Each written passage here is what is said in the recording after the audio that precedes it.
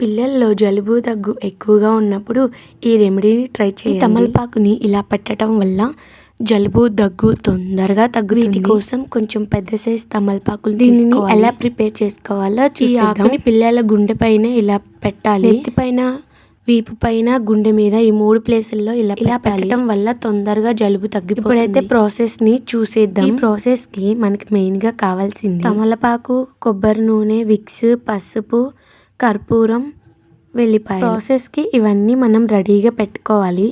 తమలపాకులు పెద్ద సైజు తీసుకోండి, ఎందుకంటే పిల్లల హార్ట్ దగ్గర. ఇప్పుడు మనం ప్రాసెస్ చూద్దాం. ఒక గిన్నెలో కొబ్బరి నూనెను వేసుకోవాలి. అందులోనే కర్పూరం బిళ్ళల్ని కూడా కర్పూరం బిళ్ళల్ని ఒకదాని తర్వాత ఒకటి ఆయిల్లో ఇలా వేసుకోవాలి.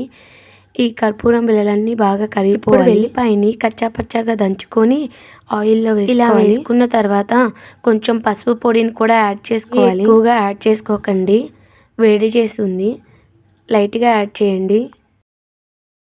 ఇప్పుడు ఇందులోనే విక్స్ని ఒక 2 టేబుల్ స్పూన్స్ని యాడ్ చేసుకోండి. యాడ్ చేసుకున్న తర్వాత అన్నిటినీ బాగా మిక్స్ చేయండి.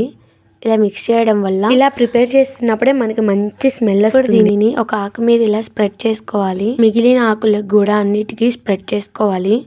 ఇలా స్ప్రెడ్ చేసుకొని పక్కన మనం వీటిని హీట్ చేసుకోవడానికి స్టవ్ పైన పెనం పెట్టి వాటి మీద ఇలా ఆకుల్ని పెట్టుకోవాలి. ఇప్పుడు తమలపాకు ఆయిల్ రియాక్షన్ అవుతుంది చూడండి. దీనివల్ల పిల్లలకి తొందరగా దీనివల్ల పిల్లలకి ఎంతో ఉపశమనంగా అనిపించి హాయిగా నిద్రపోతారు. ఒకసారి ఇలా ట్రై చేసి చూడండి, మీ పిల్లలు ఖచ్చితంగా ప్రశాంతంగా నిద్రపోతారు. మరీ వేడిగా ఉన్నవి పెట్టకండి, కొంచెం చల్లారాక పెట్టండి. ఇలా చేయటం వల్ల పిల్లలు ఎంతో ప్రశాంతంగా పడుకుంటారు. జస్ట్ దాన్ని అలా లైట్గా ప్రెస్ చేయండి అంతే, గట్టిగా చేయకండి. నాకు ఈ రెమెడీ పర్సనల్గా చాలా వర్కౌట్ అయిందండి, అందుకే నేను మీతో షేర్ చేస్తున్నాను. నా ఛానల్ని సబ్స్క్రైబ్ చేసుకోండి. మీ ఫ్రెండ్స్ అండ్ ఫ్యామిలీకి ఈ వీడియోని షేర్ చేయండి.